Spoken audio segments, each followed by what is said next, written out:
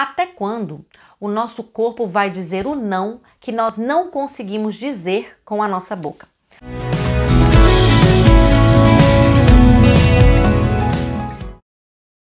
Quantos sims você entrega na vida quando na realidade você gostaria, você sente, você intui que você deveria ter dito não?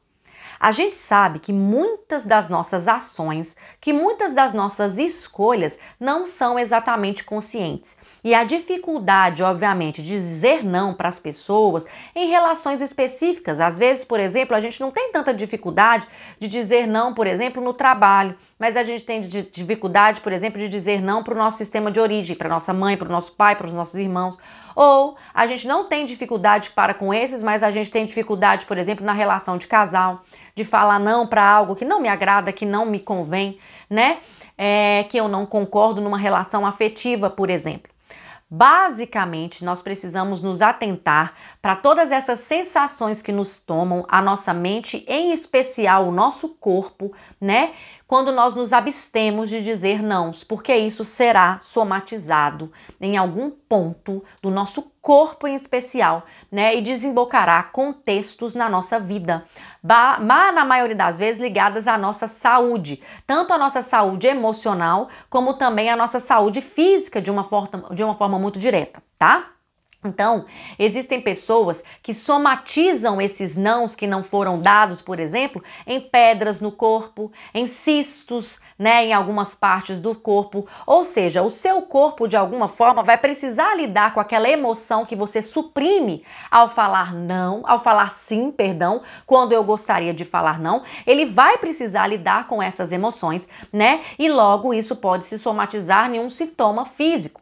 Também em sintomas emocionais, compreende? Muitas vezes nós vamos viver dinâmicas, né? De muita ansiedade, de muita angústia, porque nós não conseguimos falar o não que a gente gostaria de dizer em uma determinada relação, né? Em uma determinada ocasião, e acabamos por dizer sim.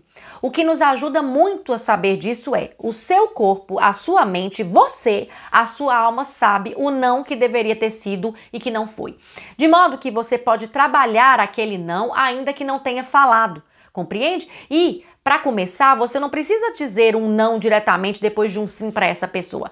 Mas você pode, por exemplo, trabalhar com você mesmo, escrevendo, olhando para si e confessando a você mesmo a dificuldade que você teve de falar não para determinada pessoa. Então, o seu corpo vai te sinalizar, a sua mente, né, a sua alma vai trazer para você ali aquela ideia, né, de que você está desconfortável por não ter dito aquele não. Outra coisa que você pode fazer com relação a isso é perceber, como eu falei no início, quais são essas relações, esses contextos da sua vida, né, em que você tem mais dificuldade de dizer não. Eu posso compartilhar com vocês aqui, por exemplo, que eu tenho uma maior, né, eu observei que eu tenho uma maior dificuldade, por exemplo, de dizer não para pessoas desconhecidas.